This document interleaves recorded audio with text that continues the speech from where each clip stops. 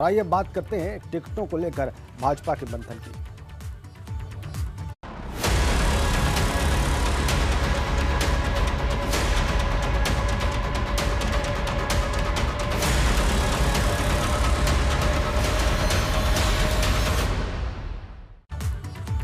आपको बता दें कि भाजपा कोर कमेटी की बैठक का आज दूसरा दिन है। कुछ ही देर में इस बैठक की शुरुआत हो जाएगी। यूपी के बाकी प्रत्याशियों पर इस बैठक में मंथन होगा। केंद्रीय गृह मंत्री अमित शाह की अध्यक्षता में यह बैठक होगी।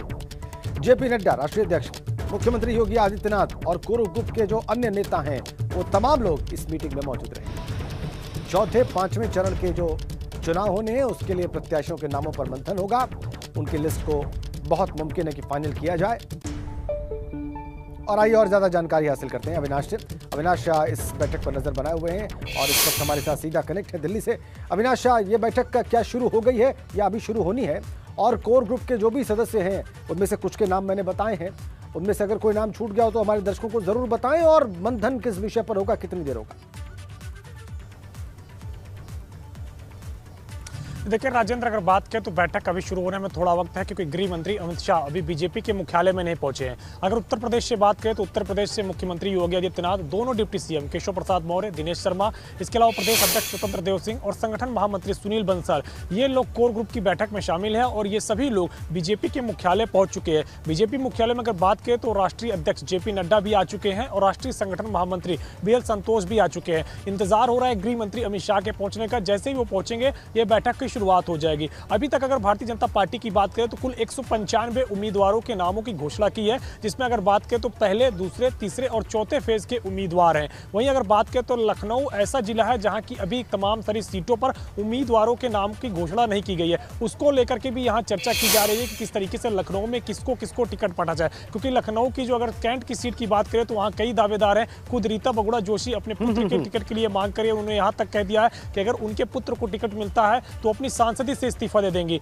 वहीं अगर बात करें तो समाजवादी पार्टी से बीजेपी में आई अपर्णा यादव, वो भी लखनऊ कैंट से दावेदारी कर रही हैं। सरोजनी नगर विधानसभा सीट की बात करें तो वहां से स्वाति सिंह दावेदारी कर रहे हैं, उनके साथ उनके पति दयाशंकर सिंह भी दावेदारी कर रहे हैं। तो बड़ा दिलचस्प है लखनऊ जिले में जितनी भी सीटें पड़ती है वहां पे टिकट के दावेदारों की, और यही कारण है कि बीजेपी ने अभी तक वहां पे नामों की घोषणा नहीं की, लेकिन अभी भी मंथन चल रहा है। इसके अलावा अगर बात करें तो चौथे, पांचवें और छठवें फेज के जितने भी उम्मीदवार हैं उनके नामों की यहाँ पे मंथन किया जाएगा और ये देखा जाएगा कौन से ऐसे उम्मीदवार हैं जिनको टिकट दिया जाए जिससे कि वो चुनाव जीत सके, क्योंकि बीजेपी ने एक ही फार्मूला तय कर रखा है कि जो भी चुनाव जीतेगा टिकट उसी को दिया जाएगा। और यही कारण है कि पार्टी ने जुलाई से लेकर दिसंबर तक के बीच में 3 दफे इंटरनल सर्वे करवाया, ये जानने के लिए कि उनके जो मौजूदा विधायक हैं अगर उनको फिर से टिकट दिया जाता है तो क्या वो विधानसभा चुनाव जीत सकते हैं। और जिन विधायकों की इंटरनल सर्वे में परफॉर्मेंस रिपोर्ट ठीक आई है उन्हीं विधायकों को रिपीट किया जा रहा है, और जिनकी रिपोर्ट ठीक नहीं आई है उनके टिकट भारतीय जनता पार्टी लगातार काट रही है। अगर अभी तक बात करें तो पिछले जो 3 फेज की जो लिस्ट जारी हुई है, पहले अगर फेज की बात करें तो पहले दूसरे फेज की जब मिला के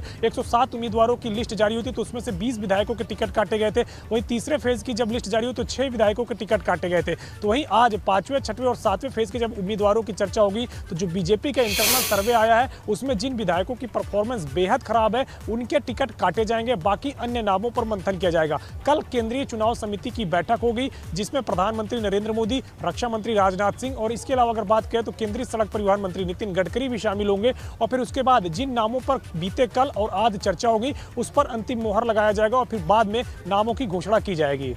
ठीक है, तो आप कह रहे हैं कि अभी 5वें, 6ठे और 7वें फेज के उम्मीदवारों के नाम पर मंथन होगा, और आपने बताया कि किस तरह से उम्मीदवारों के जो टिकटार्थी थे उनमें से कईयों के नाम गायब थे। सिटिंग एमएलए के पहले फेज में 20, उसके बाद 6।